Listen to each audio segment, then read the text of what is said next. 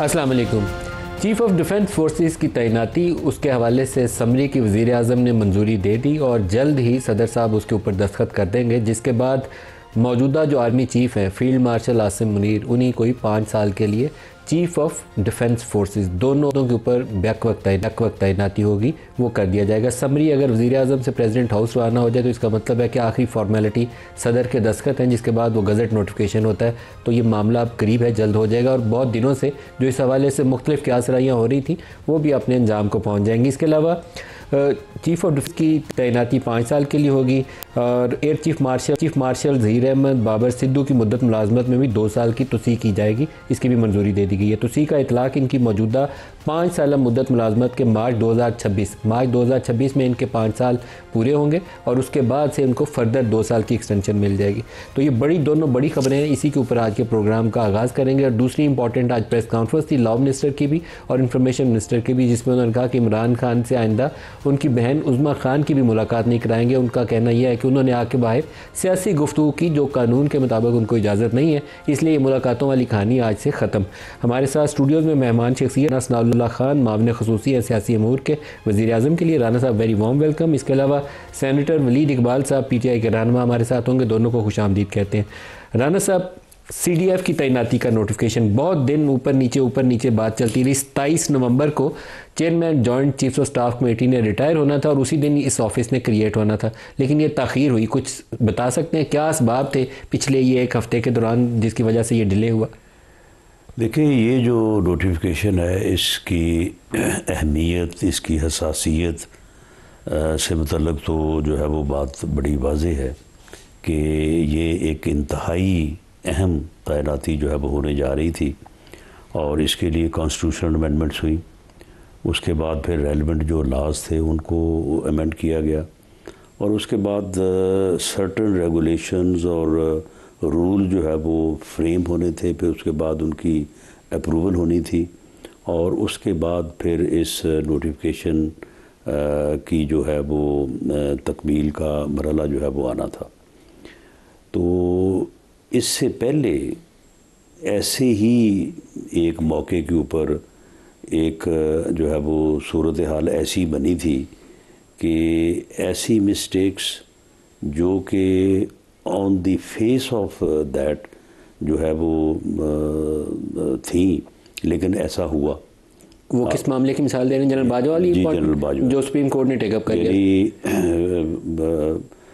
यानी सूरत तो ये है ना कि वज़ीर आज़म जो है वो एडवाइस जो है वो भेजता है और उस एडवाइस के ऊपर प्रेसिडेंट जो है वो अप्रूवल देता है या उसको जो है वो on the advice of the prime minister और उसके बाद फिर गज़ट नोटिफिकेशन होता है। तो ऐसा हुआ कि वज़ीर आज़म साहब ने सीधा ही ऑर्डर भेजा और उसके ऊपर जो है वो नोटिफिकेशन हो गया।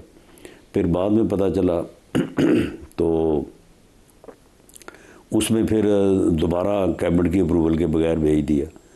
तो ऐसी चीज़ें क्योंकि हो चुकी थी तो वो भी जहन में होगा। अब इस मर्तबा इन सारे मराहिल की को तकमील तक पहुँचाने वाले जो भी लेकिन कुछ चीज़ें आपसे समझनी ज़रूरी है, क्योंकि उस मामले में मुझे पता जस्टिस आसिफ सईद खोसा बहुत वोकल थे 2 दिन पहले तक, जब उन्होंने आखिर में चीज़ों से बैक ट्रैक किया। पूछते थे कि आइन की किस शिक के नीचे आपने किया, कौन सा आइनी इख्तियार था। वो 3 सवाल उन्होंने लिख के भेजे और अगले दिन सब कुछ ख़त्म करके उन्होंने कहा कि ठीक है 6 महीनों के अंदर लॉ बना दो। नहीं, आइन में तो ये चीज़ बड़ी वाज़ेह तौर पर दर्ज थी।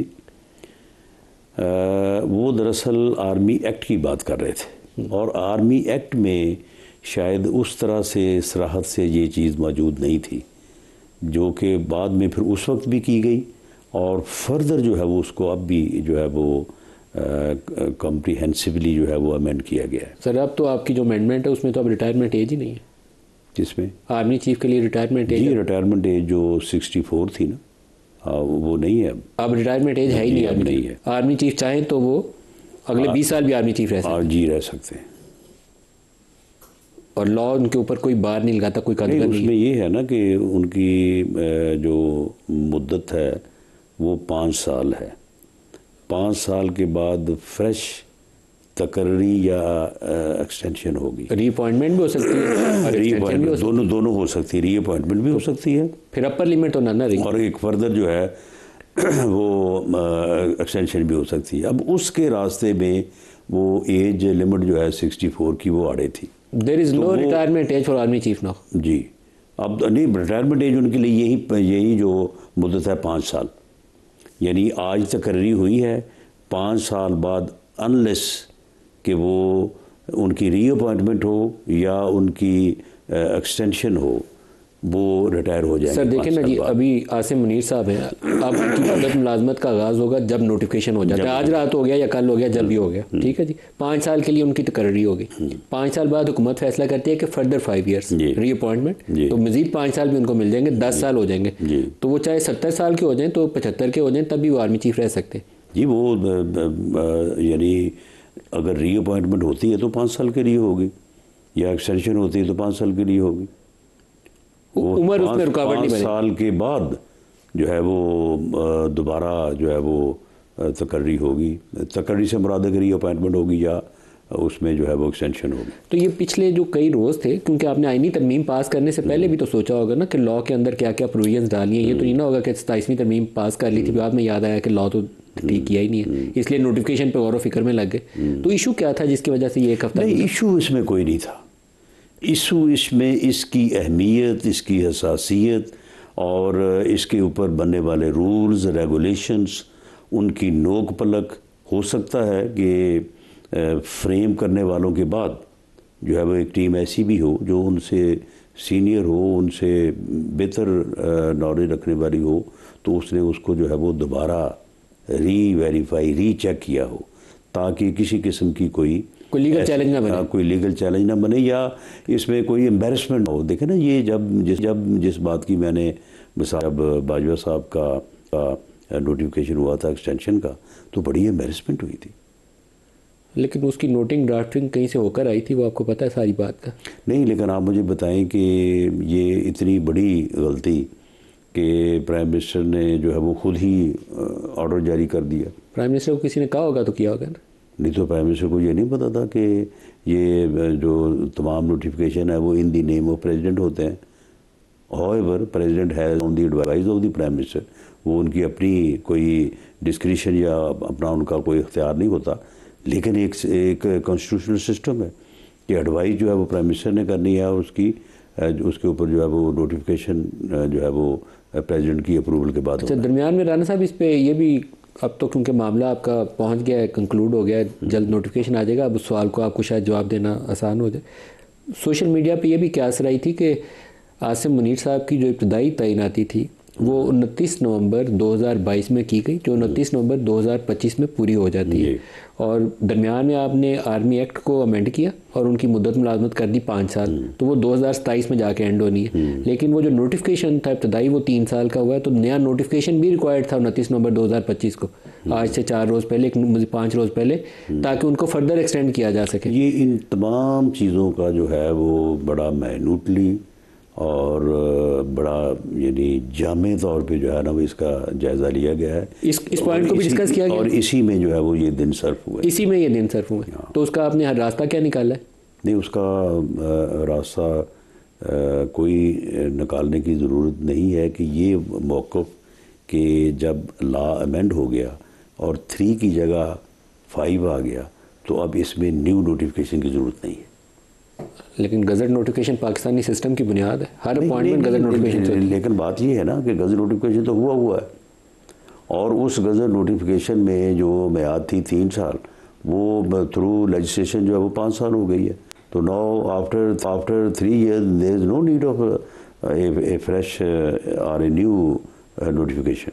वलीद इकबाल साहब, आप भी सर इसके ऊपर राय देंगे? अब आप कंक्लूड तो हो रहा है, लेकिन अगर आपके जहन में कोई इस पर नुक्ता हो, या ये जो 5-7 दिन का लैप्स हुआ है या डिले हुआ है, क्या वजूहात मुमकिन तौर पर हो सकती हैं? तो आपकी क्या राय? देखें जी, ये लैप्स या डिले के बारे में तो मैं किसी राय का इजहार नहीं कर सकता, क्योंकि ये तो वही इसकी एक्सप्लेनेशन या तशरीह कर सकते हैं जो इस प्रोसेस में इन्वॉल्व्ड हैं। लेकिन क्योंकि माजी के हवाले से कुछ जिक्र हुआ, तो उसके लिए बड़ा अहम होगा अगर आप कोशिश करें आने वाले दिनों में आप या कोई और जो हैं ज़राए इब्लाग में कि फ़रूख नसीम साहब को बुला लें और वो क्या मशवरा देते हैं आज और उस वक्त के हवाले से जो माजी की जो मिसाल दी गई, वो दिलचस्प बात होगी। लेकिन मुझे लगता है कि वो आएंगे नहीं, क्योंकि वो मंजर आम से गायब हो गए हैं अब। लेकिन मैं उस वक्त की एक बात, ख्याल है फ़रूख नसीम साहब से मैंने पूछा था। अच्छा। मैं वैसे आपको बता दूं तो मेरे जहन में है कि उन्होंने बोला था कि वो जो ड्राफ्ट किया हुआ टेक्स्ट प्राइम मिनिस्टर को भेजा गया था वो उन्होंने ड्राफ्ट ही नहीं किया था। जिस तरफ उनका इशारा था मैं उनका नाम ऑन एयर नहीं लूँगा। अच्छा, चलें, मैं तो कुछ चीज़ें जो ऑन एयर डिस्कस कर सकता हूँ वो मैं आपको बता देता हूँ, क्योंकि जिस वक्त कानून में उस वक्त तरमीम हुई थी, मैं सेनेट की डिफेंस की कायमा कमेटी जो है बराए दिफा उसकी सदारत करता था। और ऑफ कोर्स उस वक्त तो आर्मी चीफ जनरल बाजवा थे और उसी पे ये सारी बात उठी थी कि कानून में ऐसी गुंजाइश नहीं है, ना आइन में एक्सटेंशन का कोई जिक्र है। आइन में तो तकर्री के ऊपर अमूमी बात थी उस वक्त, और मखसूस बात जो थी वो जो आर्मी एक्ट है और उसके नीचे रेगुलेशंस हैं और रूल्स और रेगुलेशंस, वो मातहत जो कानून साजी है, तो कहीं भी ऐसी कोई गुंजाइश नहीं थी। तो कोर्ट ने इस बात को इस वक्त ऑब्ज़र्व किया कि कानून साजी या कानूनी तरमीम अगर 6 माह में कर दी जाए, तो जिस बात पे जो बात हैरत अंगेज़ थी वो ये थी कि मियाँ नवाज शरीफ जिनकी ज़बान खुश्क हो जाती थी गालियाँ निकाल के, बुरा भला कह के जनरल बाजवा को, और चलें पीपल्स पार्टी का तो खैर वो कोई अब बड़ी एक आइडियोलॉजिकल पार्टी एक ज़माने में होती थी, वो तो अब माइनस आइडियोलॉजी ही एग्जिस्ट कर रहे हैं। मैं आपको अपनी राय दे देता हूँ और ये राय ना तमाम तज्जियों में भी यही आती है। ये सारे भीगे बिल्ले बन के बैठे हुए थे। चलें हम तो हुकूमत में थे, हमारा तो मौक़िफ़ ही था कि इसको हमने कानून साजी को करवाना है मंजूर, लेकिन वो जिस तरह से PPP और PMLN जो अपोजिशन में थे, उन्होंने भी कोई इसके ऊपर नज़र आ रहा था वाज़े तौर पे, और आज भी उसकी बात होती है कि समझौता जो कर लिया हुआ था वो बड़ी हैरत अंगेज़ बात थी कि फिर कहाँ स्टैंड करते हैं ये लोग। अब मैं आज के वक्त पे आ जाता हूँ जी। आपने जिस तरह की ये सवाल किए अबाउट रिटायरमेंट एज और ये सब कुछ, ये तो एक आगे का मामला है जिस पर मैं अभी रोशनी डालता हूँ, लेकिन उससे पहले अहम है कि मैं ये अर्ज़ करूँ कि जब ये 27वीं तरमीम, अब एक 26वीं तरमीम हो, 27वीं तरमीम हो, या आपको भी पता है मुझे भी पता है वो मंजूर किस तरह हुई, उसके लिए क्या हथकंडे इस्तेमाल किए गए उस वक्त 26वीं के वक्त भी और अब 27वीं के वक्त भी। और उसके अलावा हमारा तो मौक़िफ़ ही ये है कि ये सारी पार्लिमान जो है ये गैर नुमाइंदा है। एक गैर नुमाइंदा पार्लिमान ने गैर नुमाइंदा किस्म की तरामीम कर दी हैं, लेकिन वो झलक उसमें नज़र क्या आती है, या आपकी गुफ्तगू राना साहब से जो है अभी हुई, उससे वही एक तरह का, सिर्फ कानून में एक इस्तिलाह होती है form over substance. Form over substance का मतलब ये होता है कि असल जो कार्रवाई हो रही है वो किस तरीके से हो रही है वो शायद बदल गया हो, लेकिन वो कार्रवाई है उसी नौइयत की। और वो क्या है जी कि वो जनरल ज़ियाउल हक हों, वो जनरल परवेज़ मुशर्रफ हों, वो अयूब खान हों, वो सदर भी हैं, वो चीफ़ मार्शल लॉ एडमिनिस्ट्रेटर भी हैं, वो चीफ़ एग्जीक्यूटिव भी हैं, वो एक इशू करते जाते हैं मार्शल लॉ ऑर्डर या चीफ़ एग्जीक्यूटिव ऑर्डर या प्रेसिडेंशियल ऑर्डर, और अपने आप को ही 2 साल और दे रहे हैं, फिर 3 साल और दे रहे हैं, फिर 4 साल और दे रहे हैं, और फिर वो एक बड़ा गैप आ जाता है जो कि सरबराह हैं इदारे के और जो उनके दूसरे टीयर के जो अफसरान हैं वो उनमें, क्योंकि आमतौर पे तो वो 1-2 साल की जूनियर सीनियर की बात होती है, वो 8-8 10-10 साल का फ़र्क बीच में आ जाता है। ये एक बड़ी, जब ये तज्ज़िये होते रहे इंस्टीट्यूशन के ऊपर, इस पर बहुत गुफ्तगू होती रही है, लेकिन वो तो मिलिट्री डिक्टेटरशिप्स थी। अब ये हमने एक नया रूप देख लिया है, वही मैंने कहा ना, फॉर्म जो है वो बदला है, सब्सटेंस जो है वो वही हो रहा है कि हम एक अथॉरिटेरियन सिस्टम के अंदर मौजूद हैं, और वो अथॉरिटेरियनिज़म जो है वो अपने आप को जो है एक नए रूप के अंदर आगे ला रहा है। वो अब 5 साल हो, 10 साल हो, आपने कहा पता नहीं 20 साल हो जाएंगे, 25 साल हो जाएंगे, हु नोज़। लेकिन सबसे जो काबिल तशवीश बात देंगे इसका, मैं सिर्फ एक बात अर्ज़ कर लूँ जी, मैं समझता हूँ कि जी मैं आखिरी बात करना चाहता हूँ, वो ये है कि बड़े अफसोस और मायूसी, क्योंकि मैं कानून से और आइन की तालीम से और प्रैक्टिस से मेरा ताल्लुक़ है, कि ये सारे किस्म की जो ये इक़दामात हैं या तरामीम है, ये एक पॉलिटिकल क्लास ने की हैं, और मुझे एक और बात पे हैरत है, राना साहब को तो कहने की ज़रूरत नहीं थी कि जी हमने बड़ी नोक पलक उसकी देखने की, इनको चैलेंज ही क्या है जी। अब तो आला अदलिया को भी एक सरकारी महकमा ही बना दिया है। सबसे बड़ा सुतून जो एक होता है ना अदलिया की आज़ादी का, वो होता है सिक्योरिटी ऑफ टेन्योर। अब आप जजेस को आला अदलिया के इस तरह ट्रांसफ़र कर सकते हैं जैसे आप किसी IG पुलिस को करें कि जो गलत फैसला करोगे तो जोब भेज देंगे या लाड़काना भेज देंगे या किसी बलोचिस्तान वाले को एबटाबाद भेज देंगे या कराची वाले को रावलपिंडी या किसी बेंच कहीं चाहें भेज दें। मुझे तो लगता है कोई थ्रेट ही नहीं थी। तो जिस दिन से ये तरमीम हुई थी 27वीं, ये तय था, ये तो तय था। अब ये इनकी बात है। राना साहब से इसका जवाब नहीं। वैसे तो इन्होंने जितनी भी गुफ्तगू की है सारी बेमानी और झूठ पे मबनी और मुबालगा रही की है। अब आखिरी बात इन्होंने ये की है कि जी इन्होंने तो अदलिया को ही महदूद कर दिया।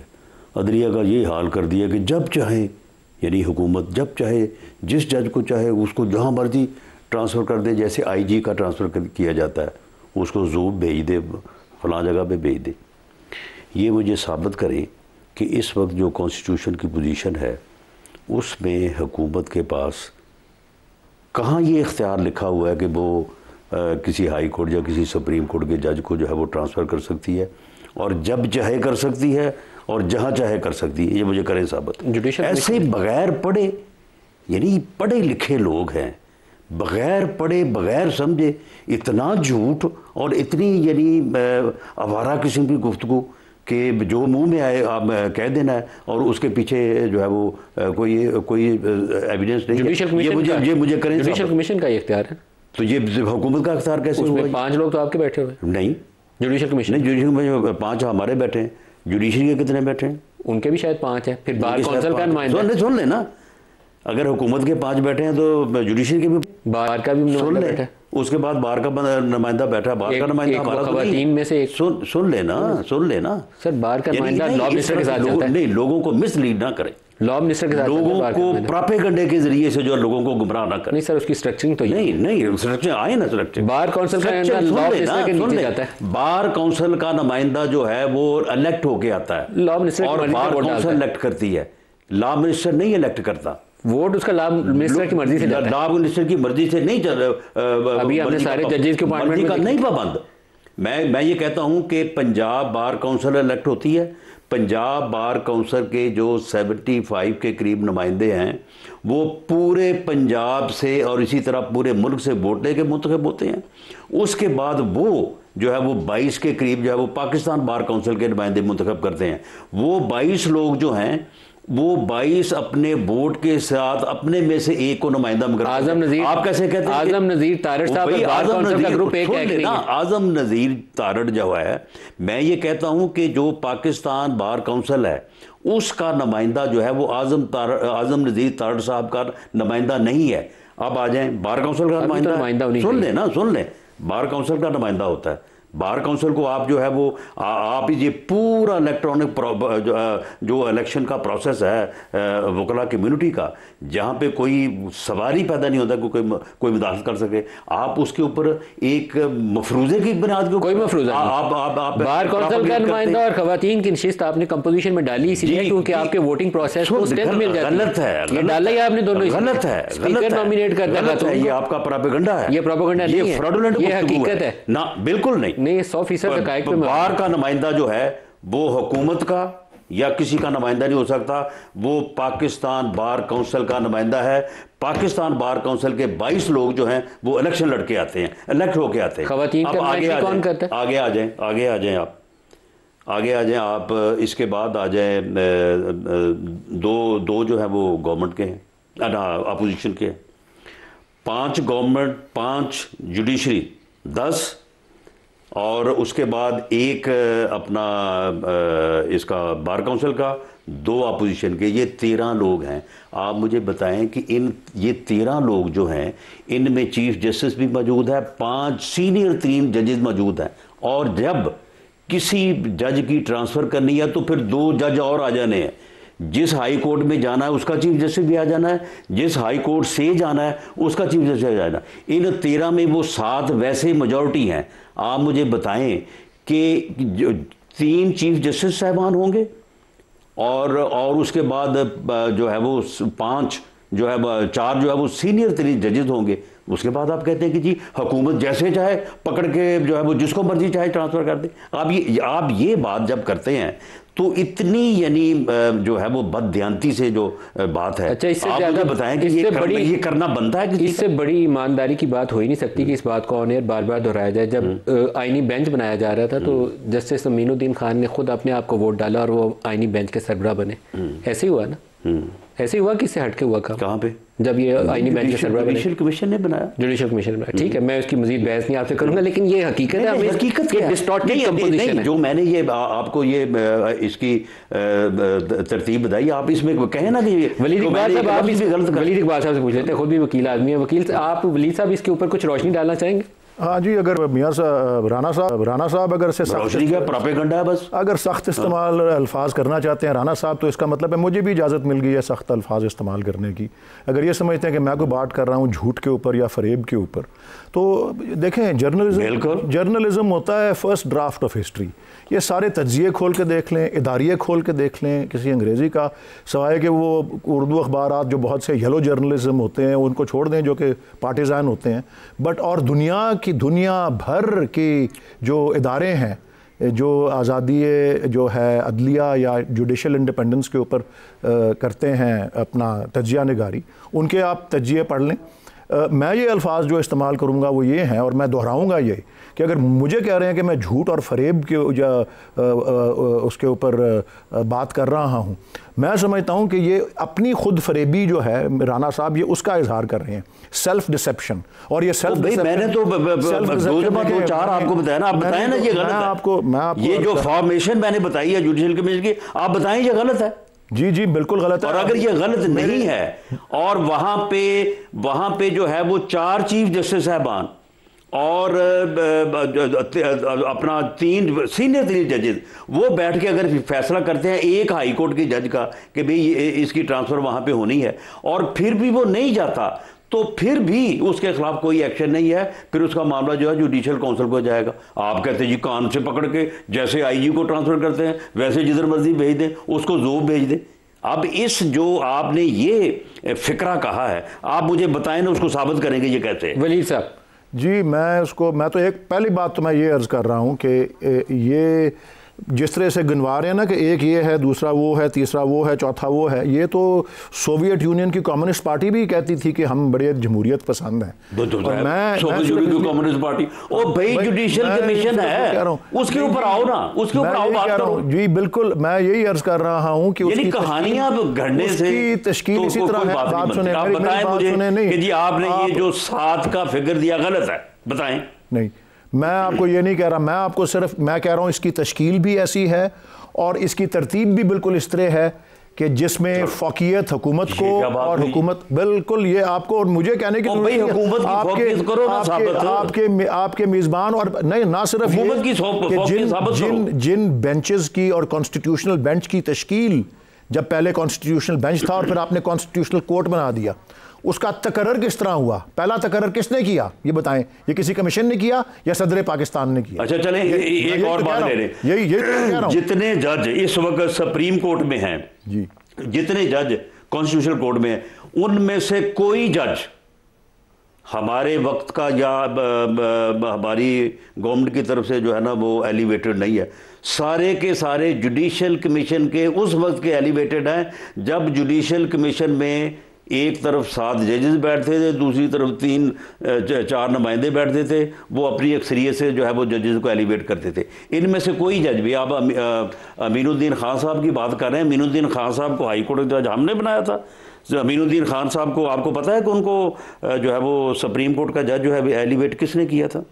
जो तरीकाकार पहले था ना वो बहुत ज्यादा जुडिशरी ने काबू में किया हुआ था, लेकिन जो तरीका आपने बनाया है अब ये गवर्नमेंट के काबू में नहीं, ये इंस्टीट्यूशनलाइज है, बिल्कुल ज्यादा ट्रांसपेरेंट है। नो, इसमें बैलेंस है, इसमें बैलेंस है। ये बिल्कुल खुद फरेबी है, इसकी फॉर्मेशन मैंने बता दी है। झूठ है, आप कहें कि मैं फॉर्मेशन में जो है वो मैं गलत कह रहा हूँ।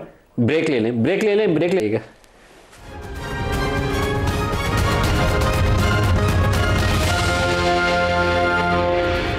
प्रोग्राम में दोबारा खुशामदीद कहते हैं। अताउल्लाह तारिक साहब ने कहा कि आज से उनकी बहनों समेत किसी की भी मुलाकात नहीं होगी। सुनिए कहा क्या। तीनों बहनें जो 9 मई को कोर कमांडर हाउस लाहौर के बाहर मौजूद थीं, ये हर रोज वहां पे law and order situation create करने की कोशिश करती हैं और रूल्स के अंदर क्योंकि सियासी गुफ्तगू की गुंजाइश नहीं है और ये रिपोर्ट हुआ है कि सियासी गुफ्तगू हुई है, तो अब उस्मा खान साहिबा की भी मुलाकात बंद है। आज के बाद ये नहीं होगा। स्टेट के खिलाफ लोगों को उकसाने के मामलात हैं, वो सारे रिपोर्ट हुए हैं। जो वायलेशन करेगा उसकी मुलाकात बंद है। ये कोई बात नहीं है कि आप अंदर जाके इंडिया और अफगानिस्तान का बयानिया चलाएं और बाहर निकल के फौज को, फौज के सरबराह के हवाले से ट्वीटें करवाएं। इन वायलेशंस की बिना पे किसी सूरत भी कानून मुलाकात की इजाजत नहीं देते।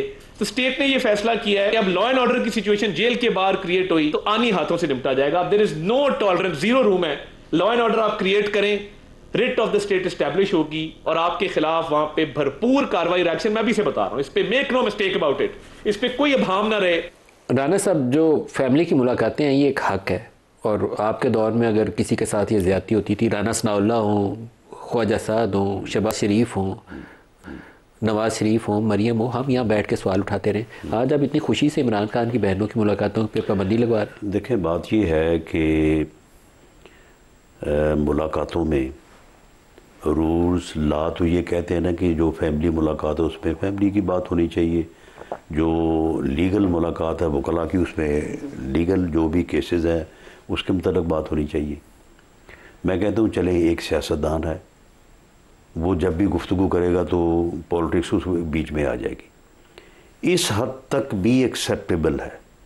लेकिन जेल में बैठ के एंटी स्टेट एक्टिविटीज़ के लिए रास्ता हमवार करना, लोगों को तैयार करना, आप मुझे बताएं कि इसकी इजाज़त कौन सी स्टेट देगी? इमरान ने जेल में बैठ के कौन सी एंटी स्टेट एक्टिविटी की? एंटी स्टेट एक्टिविटी जो 26 नवंबर 2024 को इस्लामाबाद पे हमला हुआ था, उसकी तमाम तर जो है वो उसकी प्लानिंग, उसकी डायरेक्शन जो है वो जेल में बैठ के इमरान खान साहब ने की और इन्हीं मुलाकातों के ज़रिए से की।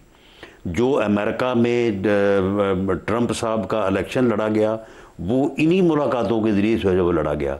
जो बैनुल अक़वामी पेपर्स में इंटरव्यू छपे, मज़ामीन छपे, वो इन्हीं मुलाकातों के ज़रिए से जो है वो छपे। जो ट्विटर के ऊपर रोज़ मैसेज छपता है और उन मैसेज के ऊपर मुझे आर्गूमेंट करने की ज़रूरत नहीं है कि उनमें क्या क्या जो है वो कहा जाता है, वो सारे जो है वो इन्हीं मुलाकातों के ज़रिए से जब होते हैं। आप मुझे बताएं कि जब मुल्क में जो है वो KPK में आपके जवान और आपके अफसर रोज़ शहीद हो रहे हों और उस दहशतगर्दी की जंग के मुतल्लक इन्हीं मुलाकातों के ज़रिए से जो है वो पैगाम रसानी हो और उसमें अभाम पैदा किया जाए। आप मुझे बताएं कि अगर फिर हुकूमत या स्टेट जो है इस लिंक को नहीं रोकेगी तो फिर आप मुझे बताएं कि फिर और करेगी क्या? वलीद इकबाल साहब, एंटी स्टेट किसी को कहना बड़ा मुश्किल है, मेरे लिए एज ए जर्नलिस्ट मैं नहीं कह सकता, लेकिन राना साहब ने ये लफ्ज़ इस्तेमाल किया और इंफॉर्मेशन मिनिस्टर, लॉ मिनिस्टर ने, दोनों ने मुश्तरका प्रेस कॉन्फ्रेंस में इसका ऐलान भी किया। अब आप बताइए इसका रद्द-ए-अमल क्या है आपका इसके ऊपर?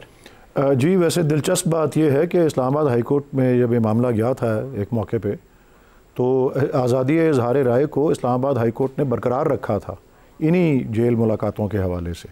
लेकिन फिर उसके बाद कुछ रद्दोबदल हुआ और एक बड़ा लार्जर बेंच ने कहा कि जी अब ये नहीं हो सकता। मैं यही तो कहना चाह रहा हूँ कि अगर राना साहब कह रहे हैं कि जी नहीं नहीं नहीं, हुकूमत का कोई मुदाखलत नहीं है इसमें, मैं दलील के साथ ये कह सकता हूँ कि 1996 में वदा करदा जो फ़ैसला सुप्रीम कोर्ट ने किया था, जो कि 1994 के एक इंडियन सुप्रीम कोर्ट के फ़ैसले के मुताबिक था, क्योंकि हमारा सिस्टम एक जैसा ही है, आईनी सिस्टम, उसमें आज़ादी अदलिया के हवाले से सीनियरिटी प्रिंसिपल को बहुत तरजीह दी गई थी और हुकूमती मुदाखलत को बिल्कुल बाहर रखा गया था अदलिया के मामलात से। और उसको उसके बरअक्स मुलाकातों पर पाबंदी भी, मेरी अर्ज़ तो सुन लें, मेरी अर्ज़ तो सुन लें, मेरी अर्ज़ सुनने नहीं, बहस ये बड़ी अहम बातें हैं। ये जब इस तरह से एक आउट ऑफ टर्न किसी को वैसे राना साहब ने, मैंने इनके बोलने के वक्त कभी इंटरप्ट नहीं किया, इतनी बेसिक कर्टसी तो मुझे एक्सटेंड कर दें। ये मैं ये तो तवक्को करना चाहता हूँ इनसे। हालांकि इन्होंने मुझे तो यही साबित किया है कि जिन्हीं कुव्वतों ने इनकी मूछें मूंद के इनको अंदर किया था उन्हीं को अब बाप बना लिया है, और मुझे कहते हैं कि मैं झूठ के ऊपर मबनी बात कर रहा हूँ। आइडियोलॉजी भी देखें अपनी कहाँ है और इनके बात होगी ज्यादा राना साहब। नहीं, यही तो मैं कह रहा हूँ, इन्होंने सख्त बात राना साहब के साथ किया गया था दुरुस्त नहीं था, जुल्म किया गया था। नहीं, मैं कतई तौर पे मैं वही तो कह रहा हूँ, मैं वही तो कह रहा हूँ कि इसीलिए उनको आपने भी बाप बनाए रखा जी, तो आपने साल हा साल बाप बनाए रखा उनको, लेकिन ये बल्कि उनकी वजह से ही आपका वजूद है। ये भी एक और खुद फरेबी है। लेकिन जो चीज़ आपके साथ हो गई उसके बाद बाप बनाना जो है वो तो इमरान खान साहब ने साबित किया कि वो नहीं बाप बना रहे उनको। उसके बाद मैं ये आज वाली पाबंदी पे आ जाए, इस तरह नाम मैं प्लीज़ ये बताना चाहता हूँ, भले ऑन एयर बात आप चला सकें या ना चला सकें, जो वज़ा करदा असूल 1996 में जजेस केस में आए थे about independence of the judiciary, उसमें legitimate expectancy and senior most की, जो कि आइन में बाद में डाला गया, जो चीफ जस्टिस ऑफ पाकिस्तान बनेंगे, उसके इनहराफ में तरमीम करके नहीं उसके इनहराफ में उनके इनहराफ में तरमीम करके नॉन सीनियर मोस्ट को चीफ जस्टिस बनाया। पाबंदी का जो मामला है उसके ऊपर आ जाए। मैं आपको एक बात अर्ज कर, मुलाकातों पे पाबंदी पे आ जाए। देखें, बेनज़ीर भुट्टो साहिबा की असेंबली को तोड़ा गया, पेशावर हाई कोर्ट ने उसको बहाल कर दिया। गुलाम इसाक जिन्होंने असेंबली को तोड़ा था, उन्होंने एक सुप्रीम कोर्ट के जज के घर जाकर उनके घर उनसे क्या पूछ रहे हैं, वो किधर बैठे, घर जाकर वो बेनज़ीर के पास बैठे हैं, वो रिटायर होने वाले थे और उनको उन्होंने वफाकी मौत से ओ भाई इधर आओ ना। इमरान खान के का जो ट्वीट है, जो उसकी गुफ्तगू है, जो उसके मैसेज हैं, जो वो अपना जो है वो बाहर जो फितना फसाद फैलाना चाहता है, उसको डिफेंड करो ना। बताओ ये जो ट्वीट चले, ये जो ट्वीट इसने कल किया है, ये इस उज़मा खान साहबा की मीटिंग के बाद, उसको डिफेंड करते आ जाए उसके ऊपर। इस प्रेजेंट आज़ादी इज़हार का जिक्र कर रहा है, आज़ादी इज़हार में उसे मुझे कवर कर चुकी है high court, Islamabad high court uphold कर चुकी है, लेकिन उसके रद्द बदल करने के बाद जो आपने किया उसको फिर उन्होंने कहा कि ये गलत है। अदरवाइज जज ने अपहोल्ड कर लिया, जब 3 ने उसको रद्द किया तो कहते वो 3 गलत है, क्योंकि वो आपको पता है जो ट्वीट इमरान खान ने ये परसों उज़मा खान साहबा की मीटिंग के बाद किया है, उसको ये सामने रखें या आप रखें, उसको डिफेंड कर दें। ट्विटर तो उसका कोई और ही चलाता होगा ना, वो तो जेल में ट्विटर अकाउंट चला रहा है। इसी मुलाकात के जरिए से मैसेज आया और ट्वीट हुआ है। उस ट्वीट में जो बयान किया है, जो गुफ्तगू की है, उसको डिफेंड कर दें। लेकिन राना साहब एक चीज और ये अपना जो है, आप सियासी लोग हैं, आपने राना साहब आप जेल में डाल देता है, कोई हुकूमत गिराता है तो आपको जेल में डाल देता है, तो आपको ऐसी मुलाकातों पे बंदिश लगाना या किसी को आइसोलेशन में डालना, मैं यही कहने लगा था, बंदिश नहीं है। राना साहब डिफेंड कर ले कि 27 दिन जो मुलाकात नहीं करवाई, क्या उनके साथ ये हुआ? फैलाने वाली एक्टिविटीज के ऊपर पाबंदी है, ये ना करें, ये रोजाना मुलाकातें करें। मैं गारंटी देता हूं इस बात की। इस काम पे ये ना करें, ये रोज मुलाकातें करें। मैं ये सवाल उठाता हूं कि ये ट्वीट क्यों आई, ये देखें, ये जस्टिफाई करें, इसको जस्टिफाई साहब कि 27 दिन जो मुलाकात नहीं हो सकी, क्या उनके साथ ट्वीट को जस्टिफाई नहीं करना, आपके साथ ये हुआ था? आपके साथ 27 दिन मुलाकात ना होने का सिचुएशन आया था, मियां नवाज शरीफ के साथ प्लेटलेट्स गिरने की सिचुएशन आई थी। और मेरी तो भाई 6 महीने नहीं मुलाकात हुई, ना मुलाकात, और मेरी तो 6 महीने नहीं मुलाकात हुई। सुन लें, 6 महीने मेरी फैमिली के 3 अफराद और 1 वकील, उसके अलावा कोई जेल का रिकॉर्ड मौजूद है, मुझे बताएं कौन मुझसे मिला है? तो आपकी मुलाकात हुई ना, मैं कह रहा हूं। और मुझे ये कहते थे कि क्योंकि आपके ऊपर नार्कोटिक्स का मुकदमा है, लिहाजा आपको ये सहूलत नहीं दी जा सकती। खुद तस्लीम कर रहे हैं कि मुलाकात जालिमाना फेल था। वलीद इकबाल साहब 15 किलो हीरोइन डाल के किसी बंदे को डालने का मतलब ये था कि वो आप डेथ पनिशमेंट की तरफ जा रहे हैं, सजाए मौत, तो वो भी जालिमाना फेल था। मैं इन चीजों को चाहता हूं कि खुद तस्लीम कर रहे हैं कि इनकी मुलाकात हुई, बता रहे हैं कि 2 फैमिली मेंबर्स और 1 वकील की मुलाकात। 15 किलो हीरोइन का पर्चा डालना ठीक था? कमाल कर रहे हैं आप, 15 किलो पर्चा डालना हीरोइन का ठीक था? नहीं, ये 200 केस करना ठीक है? ये बताएं आप, इन 200 केसों में कौन सा केस जाए? नहीं है तो फिर कौन कह रहे हैं ठीक है? मैं तो कह रहा हूं कि आप सियासी लोग रास्ता निकालें, गलत काम है। मैं कह रहा हूं कि जी हमने अगर हमने कोई गलत चीज की जो आप कह रहे हैं बकौल आपके, तो मैं ये रेजीम इसको 200 से ज़रब दे रही है और फिर तवक्को कर रही है कि उसके आगे कोई हॉस्टिलिटी ना दिखाई जाए। एक पॉलिटिकल लीडर जो सबसे पॉपुलर पॉलिटिकल लीडर है, मैं ये कह रहा हूं, ये इस तनाजुर के अंदर आप देखें। क्लोजिंग वन लाइनर ले ले, राना साहब से प्रोग्राम एंड पे आ गया।